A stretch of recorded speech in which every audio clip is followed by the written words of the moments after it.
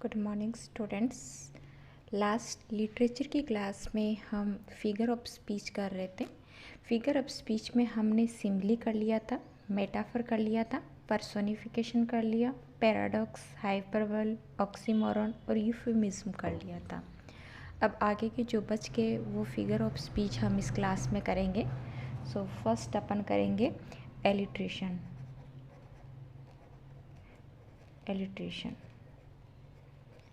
Alliteration and assonance, ये लगभग दोनों सेम से ही आपके फिगर ऑफ स्पीच है, बस थोड़ा सा चेंजेज है। तो दोनों में देखो क्या होता है। सबसे पहले अपन एलिट्रेशन की बात करेंगे।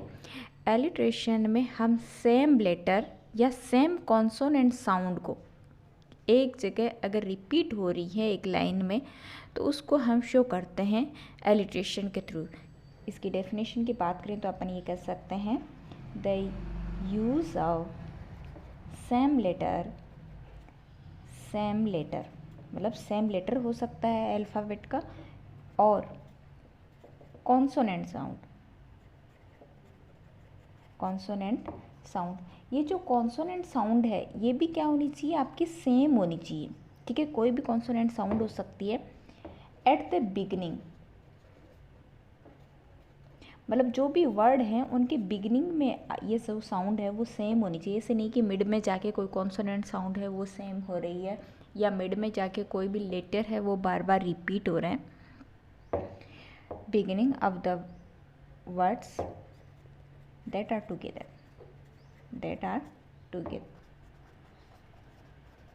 तो अपन ये कह सकते हैं कि कोई भी सेम लेटर और सेम कॉन्सोनेंट साउंड जो कि उन वर्ड्स के बिगिनिंग में आती हैं, जो वर्ड्स एक दूसरे के साथ जुड़े हुए हैं, मतलब एक ही लाइन के वो वर्ड्स होने चाहिए। अगर अपन एग्जाम्पल की बात करते हैं तो देखिए, जैसे मैं ये लिखूं, डू नॉट ड्रिंक ड्राइव, मतलब आपको ड्रिंक ड्राइव नहीं करनी चाहिए। ठीक है, सजेशन है आपका। तो यहाँ पे देखो जो भी वर्ड्स हैं, ये रहा वर्ड, ये रहा वर्ड और ये रहा वर्ड, सबके स्टार्टिंग में आपको एक आपका लेटर मिल रहा है, और वो लेटर कैसा है, कॉन्सोनेंट है। तो ये जो लेटर होता है वो या तो कॉन्सोनेंट लेटर होना चाहिए या कॉन्सोनेंट साउंड होनी चाहिए। ठीक है, दोनों ही कॉन्सोनेंट होनी चाहिए।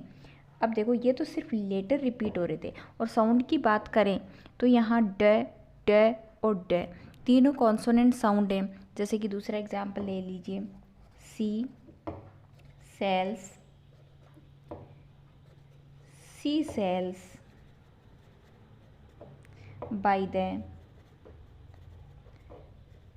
सी शोर, तो यहाँ पे देख लीजिए आपका जो एस साउंड है ये रहा, एस लेटर। सारे वर्ड्स के स्टार्टिंग में इस एस की बात नहीं करेंगे अपन, क्योंकि ये आपका वर्ड के स्टार्टिंग में नहीं है। इस एस की भी बात नहीं करेंगे क्योंकि ये आपके वर्ड के स्टार्टिंग में नहीं है। अपन जो स्टार्टिंग में आता है उसी लेटर या उसी साउंड की बात करेंगे। तो अपन बात करेंगे इसकी, ये जो साउंड है, और ये रहा सी का, और ये रहा आपका शोर का। ठीक है, तो जो भी कॉन्सोनेंट लेटर या कॉन्सोनेंट साउंड अगर किसी वर्ड के बिगिनिंग में आ रहे हैं, और वो वर्ड्स जो कि एक ही लाइन में या एक दूसरे से जुड़े हुए हैं। ठीक है, दूसरा एग्जाम्पल देख लीजिए, जैसे मैं लिखूँ, निक नीड्स न्यू नोटबुक। तो देखो वर्ड के स्टार्टिंग में आ गया न, ये वापस न, और ये वापस न, और ये रहा न। तो जब रिपीटेशन होती है कॉन्सोनेंट साउंड और कॉन्सोनेंट लेटर की, और वो भी क्या होना चाहिए, दीज साउंड और letter should be the initial, ठीक है, ऑफ एनी वर्ड, कि ये जो साउंड और लेटर हैं वो किसी भी वर्ड की इनिशियल शुरुआती होने चाहिए। ठीक है, तो इस हिसाब से जो भी आ रहे हैं वो इलिट्रेशन में काउंट होंगे। एक एग्जाम्पल और देख लीजिए आप, जैसे मैं बोलूँ, Walter wandered where Winnie was. तो ये देखो वर्ड के स्टार्टिंग में इनिशियल डब्लू लेटर रहा और सबकी साउंड भी क्या है, फ साउंड है। ठीक है, तो ये जो लेटर या वर्ड होते हैं ये बिगिनिंग होने चाहिए, सॉरी जो लेटर और जो साउंड होते हैं ये बिगिनिंग में होने चाहिए, इनिशियल होने चाहिए। दैट टाइम इसको आप कहते हैं एलिट्रेशन। अब अपन बात करते हैं इस सेकेंड वन की। तो सेकेंड वन क्या कहता है, एजोनेंस। एजोनेंस क्या होता है,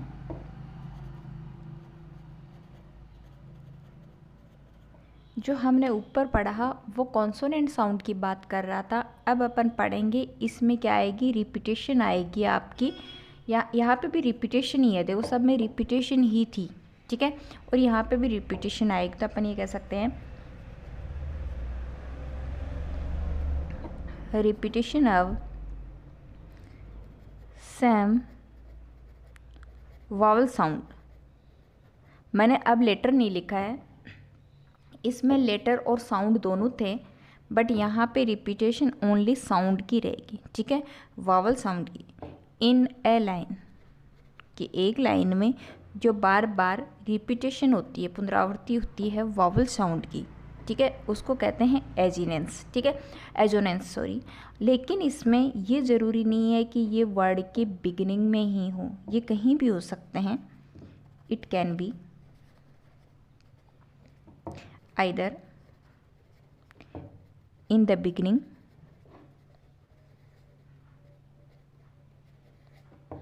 or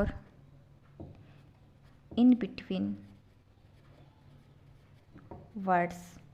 मतलब जो ये साउंड प्रोड्यूस होगी ये आपकी वर्ड्स के बीच में भी हो सकती है, या फिर आपके जो कि वर्ड्स हैं उनके बिगिनिंग में भी हो सकती है। आगे देखिए हम एग्जांपल्स पे डिस्कस करते हैं। देखिए एग्जाम्पल्स की बात करते हैं एजोनेंस का। The light of the fire is sight. ठीक है, एक एग्जाम्पल और देख लीजिए। Go slow over the road. Next देख लीजिए। Try as I might the kite did not fly. अब देखिए अपन सबकी बात करते हैं। अगर अपन फर्स्ट सेंटेंस की बात करें तो कोई भी एक ऐसा, जैसे कि अपन बात करें तो हाँ यहाँ पे आई है, यहाँ पे भी आई है। ठीक है, आई है आई है। लेकिन एजोनेंस ये नहीं कहता है कि आपको लेटर रिपीट करवाना है। एजोनेंस ये कहता है साउंड रिपीट होनी चाहिए। वो आपके वर्ड के मिड में भी हो सकती है, वर्ड के स्टार्टिंग में भी हो सकती है। तो यहाँ पे जो साउंड आपकी सेम आ रही है वो आपकी आई साउंड आ रही है। आई कैसे, लाइट, ला आइट है ना, ले प्लस आई प्लस ट। ठीक है, फायर, फै प्लस आई प्लस र। आपका साइट, से आई ट। ठीक है, तो यहाँ पे जो सब में इसमें और इसमें जो साउंड सेम आ रही है वो आई की आ रही है, और ये वावल साउंड है। ठीक है, इनको डिफ्थोंग्स कहते हैं, फोनेटिक पढ़ेंगे तब क्लियर होगा। यहाँ पे ऊ की साउंड आपकी रिपीट होगी। जैसे ये जो वर्ड है जियो, इसको गौ बोलते हैं। स्लो औ।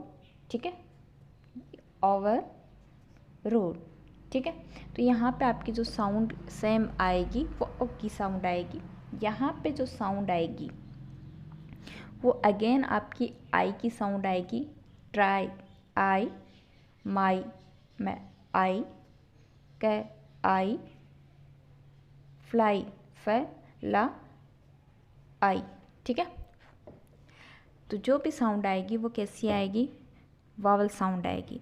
तो अब अगर दोनों में डिफरेंस करने की कोशिश करें तो देखिए अपन दोनों में ये कह सकते हैं एलिट्रेशन एंड एजोनेंस के लिए। फर्स्ट अपन एलिट्रेशन की बात करते हैं।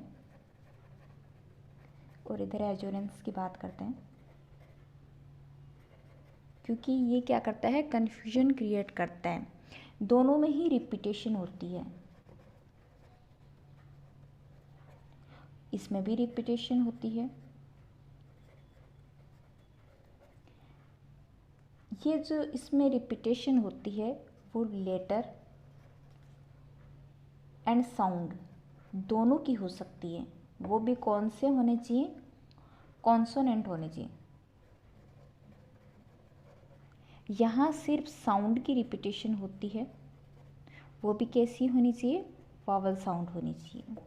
ठीक है, इनका सीन ये है, ये जो लेटर और जो साउंड रहेंगे, लेटर और जो साउंड रहेंगे वो दोनों क्या होने चाहिए, इनिशियल,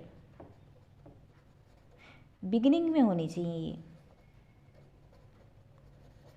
ऑफ एनी वर्ड, कोई भी शब्द रहेगा उसका इनिशियल या तो कॉन्सोनेंट लेटर सेम होना चाहिए या इनिशियल उनकी जो कॉन्सोनेंट साउंड है वो सेम होनी चाहिए। इनका सीन ऐसा नहीं है, ये इनिशियल भी हो सकते हैं और ये आपके मिड में भी हो सकते हैं। ठीक है, इनिशियल या मिड में हो सकते हैं। कोई भी वर्ड है उसकी जो साउंड, वावल साउंड है वो इनिशियल भी हो सकती है और मिड भी हो सकती है। एक बार एग्जांपल्स और देख लीजिए। जैसे मैं बोलूँ फिलोसॉफी फैन, एक अपन एग्जाम्पल इसका लेते हैं, वाइल्ड टू स्काईलार्क पोएम है, उससे लाइन ली गई है, विंच वेयर। ठीक है, तो देखो यहाँ पे PH है और यहाँ पे F है। ठीक है, तो अगर अपन लेटर की बात करें तो यहाँ तो लेटर अलग है और लेटर अलग है, पर दोनों की ही कॉन्सोनेंट साउंड दोनों की सेम निकल रही है, फ। ठीक है, कॉन्सोनेंट साउंड दोनों की रिपीट हो रही है और दोनों ही वर्ड के स्टार्टिंग में है। यहाँ पे देखिए, पहली बात तो कॉन्सोनेंट वर्ड लेटर भी हैं, दूसरी इनकी सबकी साउंड भी सेम जा रही है, व। ठीक है, तो या तो हो सकते हैं लेटर या हो सकते हैं साउंड, बट होने चाहिए कॉन्सोनेंट के और वर्ड के इनिशियल होने चाहिए। अब इसकी बात करते हैं।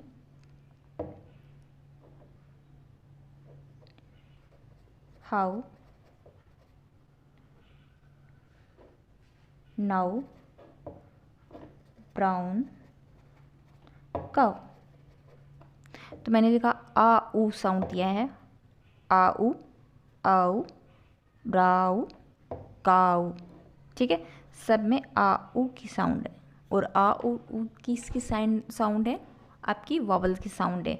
और इसमें मैंने कहा था ये इनिशियल स्टार्टिंग में भी हो सकते हैं और आगे भी हो सकते हैं, मिड में भी हो सकते हैं। देखो यहाँ पे जैसे ट्राई एज आई, यहाँ पे भी आई था और ये अपने आप में अकेला ही था और इसकी साउंड आई ही थी अकेले की। ठीक है, तो वो डिपेंड, ये फिक्स नहीं है कि आपका मिड में होना चाहिए या स्टार्टिंग में होना चाहिए, कहीं भी हो सकता है, बट ये आपका स्टार्टिंग में होना चाहिए। ये डिफरेंस था आपका एलिट्रेशन एंड एजोरेंस का। नेक्स्ट अपन देखते हैं anaphora. Next figure of speech है आपका anaphora.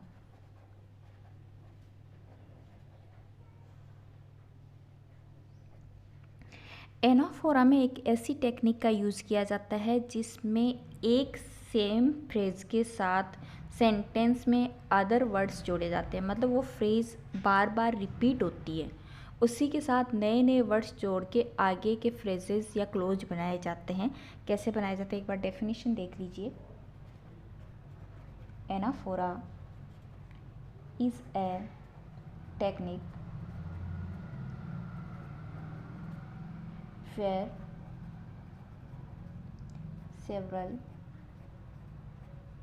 phrases or verses begin with the same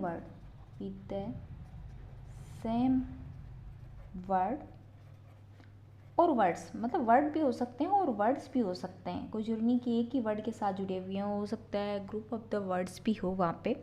example देखते हैं ताकि आपको समझ में आए। आई केम, आई सा, आई कन्क्वर्ड। जूलियस सीजर की लाइन है, यहाँ पे देखो आई आई आई, तीनों फ्रेज में सेम आपका वर्ड रिपीट हुआ है और इसके साथ साथ अपने जोड़ दिया आई कैम, आई सा और आई कैन, ठीक है। ऐसे ही दूसरा सेंटेंस देख लो,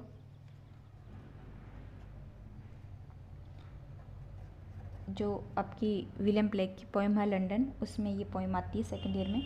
in every cry of every man, in every infants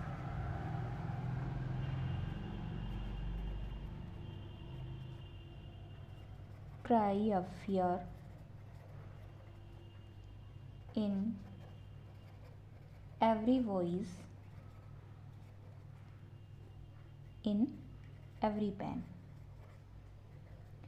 ये विलियम ब्लेक की लंदन की जो पोएम है उससे लाइन उठाई गई है। तो यहाँ पे देखिए, in every, in every, in every,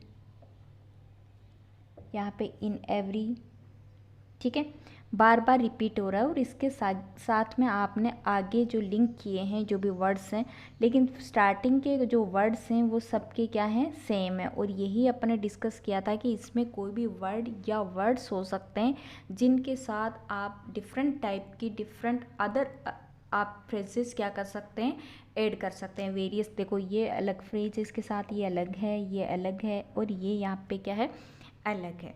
दूसरा एग्जाम्पल देख लीजिए,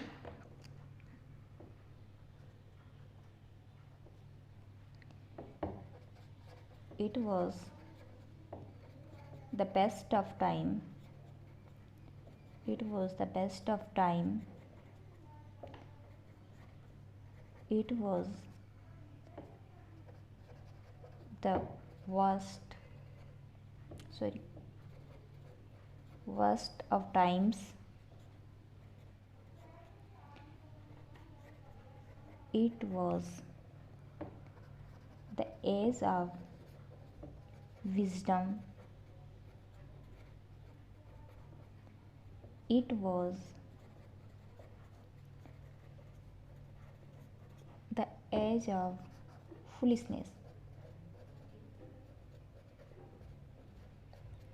यह आपकी चार्ल्स डिकेंस की राइटिंग है, उससे लाइन उठाई गई है। और यहाँ पे देखिए, it was the, it was the, it was the और इट वॉज दी, ठीक है।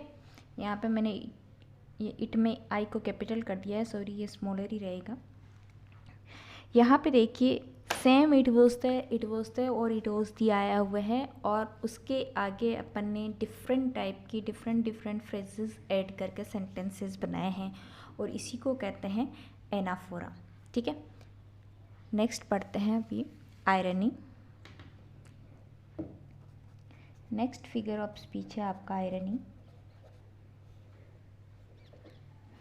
आयरनी में क्या होता है कि जो रियलिटी है जिसको आप अपीयर कर रहे हो वो और रियलिटी में क्या होता है, कॉन्ट्रास्ट, बिल्कुल जस्ट ऑपोजिट होते हैं, ठीक है। और जो आपकी आयरनी है वो 3 टाइप की आयरनी हो सकती है, सिचुएशनल आयरनी हो सकती है, ड्रामेटिक आयरनी हो सकती है और वर्बल आयरनी हो सकती है। कैसे हो सकती है, पहले डेफिनेशन की बात करते हैं। Irony occurs when there is a contrast, मतलब कॉन्ट्रास्ट रहेगा रियलिटी के अंदर और जो आप अनरियल अपीयर कर रहे हो वहाँ पे सामने जो भी आपका मेन ऑब्जेक्टिव है उसको, ठीक है। Between what is said and what is meant, मतलब जो कहा गया है और जो रियल मीनिंग है उसमें क्या होता है, टोटल कॉन्ट्रास्ट होता है। और अपन ये कह सकते हैं और बिटवीन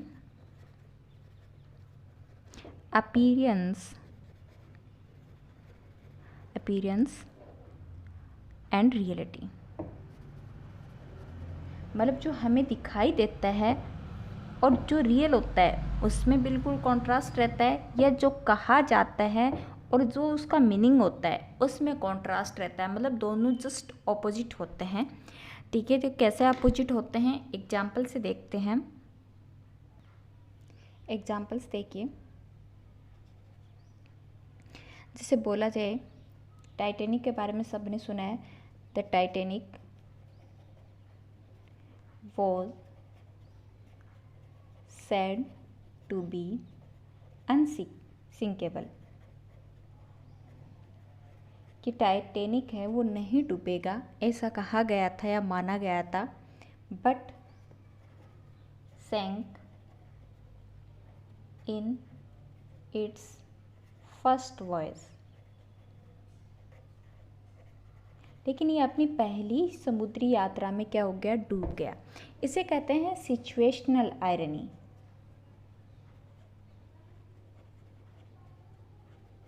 सिचुएशनल आयरनी, इसमें क्या होता है कि कोई भी ऐसा एक्सीडेंट हो जाता है या सिचुएशन हो जाती है जैसा हम सोचते हैं उसके जस्ट ऑपोजिट। जैसे मैं ये बोलूँ the police station was robbed, तो अपन ये सोच भी नहीं सकते कि रॉबरी रोकने के लिए पुलिस स्टेशन होता है और पुलिस स्टेशन में ही रॉबरी हो गई, ठीक है। जैसे मैं ये बोलूँ फायर स्टेशन वॉज बर्न्ड, कि फायर स्टेशन है वो जल गया, तो फायर स्टेशन का काम तो दूसरों के यहाँ पे आग बुझाने का होता है, फिर वो कैसे जल गया। तो ये होते हैं कुछ एनी एक्सीडेंट हैपन हो जाता है या कुछ भी ऐसी सिचुएशन आ जाती है कि जो रियल में नहीं होना चाहिए वो वैसा हो जाता है, ठीक है। नेक्स्ट देखिए, इसके अलावा आपकी आयरनी रहती है ड्रामेटिक आयरनी। जैसे कि मान लो मैं लिखूँ व्हेन, आपको टीवी मूवी सीरियल वगैरह या मूवीज़ वगैरह में, टीवी सीरियल्स वगैरह में ये सारी चीज़ें देखने को मिलती हैं। जैसे मैं बोलूँ when the audience know the killer is hiding,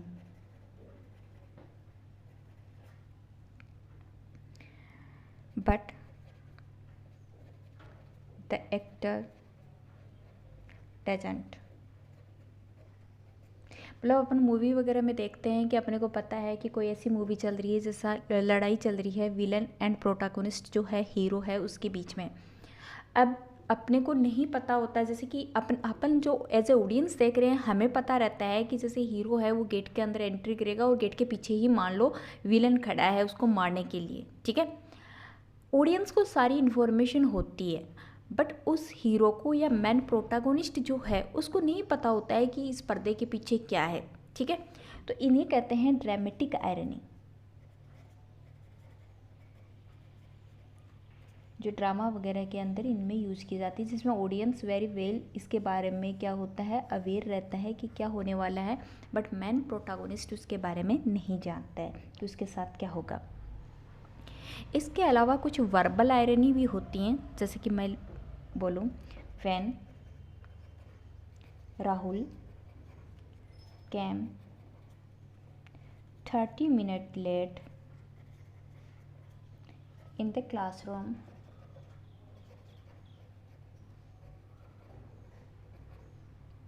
the teacher said you came too early। जैसे मान लो आपकी क्लास में आपके साथ भी कभी इंसिडेंट हुआ होगा कि आप कभी बहुत लेट पहुंचते हो कहीं पे, और जब आप लेट जाते हो उसके बाद भी आपका जो वेलकम कर रहे हैं वहाँ पे आपका वहाँ पे एज ए होस्ट वो, या जैसे कभी आप स्कूल कॉलेज में लेट गए हो तो वहाँ पे टीचर जो आपकी क्लास में है वो आपको बोले आप लेट गए हो बट बोले आज तो बहुत जल्दी आए, तो दैट टाइम वो आप पे आयरनी हो रही होती है। आयरनी का क्या मीनिंग होता है, व्यंग्य करना, ठीक है। तो आयरनी क्या होती है, इस टाइप की जो आयरनी होती हैं उन्हें कहते हैं वर्बल आयरनी। जो नॉर्मल वे में नॉर्मल अपने कॉन्वर्सेशन का पार्ट रहती हैं इन्हें कहते हैं आप वर्बल आयरनी। तो आपकी 3 टाइप की आयरनी रहती हैं। सिचुएशनल, जैसा आप सोचते नहीं हैं बट कोई भी एक्सीडेंट ऐसा हो जाता है। एक होती है ड्रामेटिक जो आप टीवी सीरियल या मूवी वगैरह इनमें देखते हैं जिनको आप परफॉर्म कर रहे होते हैं। एक होता है वर्बल जो अपने आम तौर की जो जिसमें हम बोलते हैं, नॉर्मली अपन डिस्कस करते हैं, कॉन्वर्सेशन करते हैं, उसमें ये आपकी वर्बल आयरनी मोस्टली चलती है, ठीक है। नेक्स्ट आपकी फिगर ऑफ स्पीच है ओनोमोटोपी।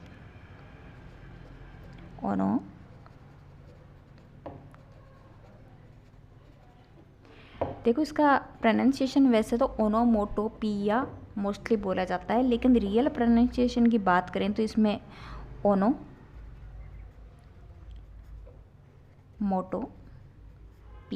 इतना है, और यह आपका साइलेंट ही रहता है, ठीक है। पर ज़्यादातर लोग पूरा ओनोमोटोपिया ही बोलते हैं। यहाँ पे मैं ओनोमोटोपी ही एड्रेस करूँगी। तो देखिए ओनोमोटोपी क्या होता है।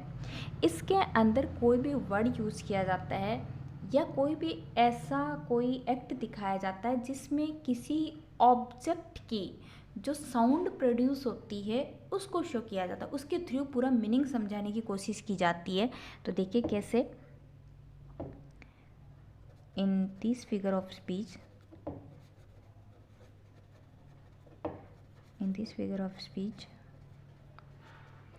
the sound of word suggest the real meaning.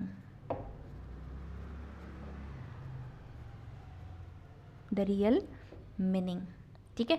इसमें कोई साउंड डाली जाती है, कोई साउंड का यूज़ किया जाता है जो उसका रियल मीनिंग देता है। जैसे मैं बोलूँ स्वॉर्ड क्लैंक्ड एंड गन्स बूम्ड। तो जो स्वॉर्ड होती हैं जब वो आपस में टकराती हैं तो क्लैंग, जो उनकी साउंड निकलती है उसे क्लैंग कहते हैं। जैसे चिड़ियाओं की आवाज़ को अपन ट्विटर कहते हैं, ठीक है, उसी तरह। और आपकी गन की जो आवाज़ निकलती है उसे बूम कहते हैं। तो यहाँ पे रियल मीनिंग क्या हुआ कि तलवारें आपस में टकराई गई, या लड़ाई जो थी वो तलवारों से हुई, या वहाँ पे गन से क्या हुआ, शॉट हुआ, ठीक है। नेक्स्ट अपन कह सकते हैं जैसे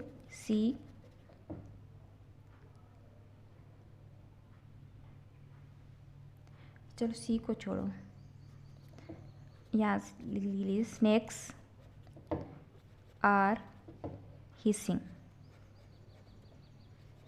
स्नेक की जो साउंड होती है जो अपने उसके माउथ से प्रोड्यूस होती है उसे हिसिंग करना कहते हैं, हिस साउंड, ठीक है। एंड जो अपन बोलते हैं बी, मक्खियाँ वगैरह जो होती हैं उनकी जो साउंड होती है उसे अपन कहते हैं बज आर बजिंग।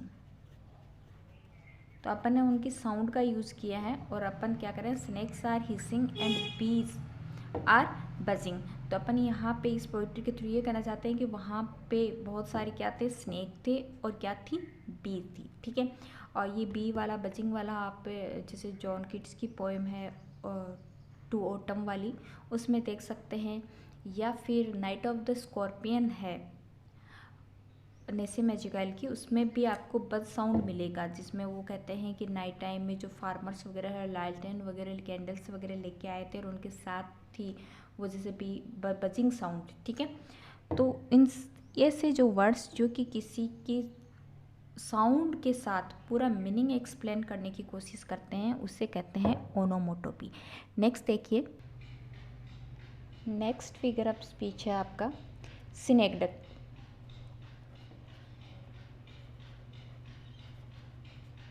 इसका प्रोनाउंसिएशन है आपका सिनेक्डकी, ठीक है।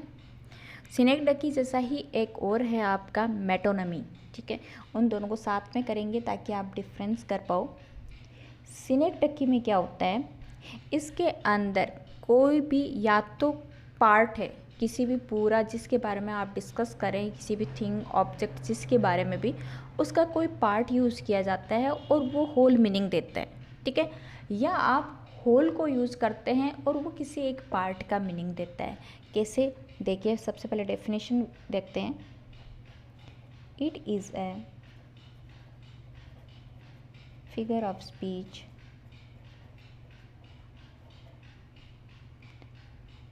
in which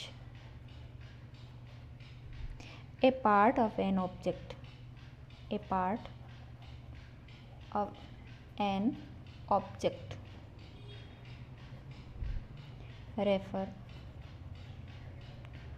to the whole, to the whole. या फिर अपन ये कह सकते हैं हॉल टू पार्ट।